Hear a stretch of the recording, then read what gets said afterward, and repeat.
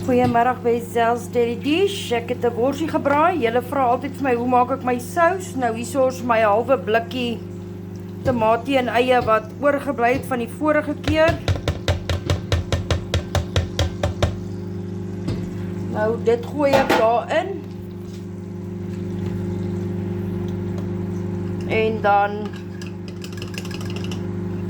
roer ek dit net deur. Julle kan tamatie en eie braai as julle wil, ek het nou net nie. Sorry, ek het nou net een hand hier om vir julle te wys. Dan in daai wors, oliewors, wat ook al, olie van die wors. Braai ek net so 'n bietjie my tamatie en eie.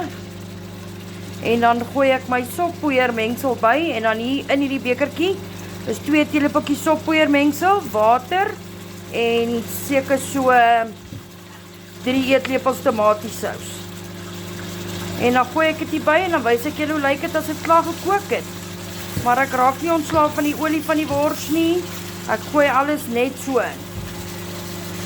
Jy kan, as jy bang is vir te veel suur, net so 'n halwe teelepeltjie suiker ook bygooi en dan is ek nou terug. As ek die soppoeier sousie mengsel bygegooi het, dit is hoe dit lyk as hy klaar gekook het. En dit is hoe my sousie lyk. Die halwe blikkie tamatie en eie wat oorgebly het ek in die diepvries gegooi het nou die aand, het ek net so saam met my, ek het eers die wors gebraai, toe gooi ek die tamatie en eie in, saam met die wors, saam met die olie van die wors, die sous en elke ding, die tamatie en eie. Dan het ek bygegooi my soppoeier mix, so 1,5 teelepeltjie, aangemaak met bietjie water en dan het ek net so 'n klein bietjie tomatiesous bygegooi en dan sout en peper na smaak. And that is how she's looking. En dit word bedien saam met pap. Ek wys julle nou hoe lyk dit. Welkom by Zel's Deli Dish. Ek het vir die kinders sommer net macaroni gemaak met spices. Dan sit ek vir Sissie net 'n bietjie van die sousies op. En ons eet pap en bors. En dit is hoe dit lyk. Mag julle 'n geseënde dagie hê.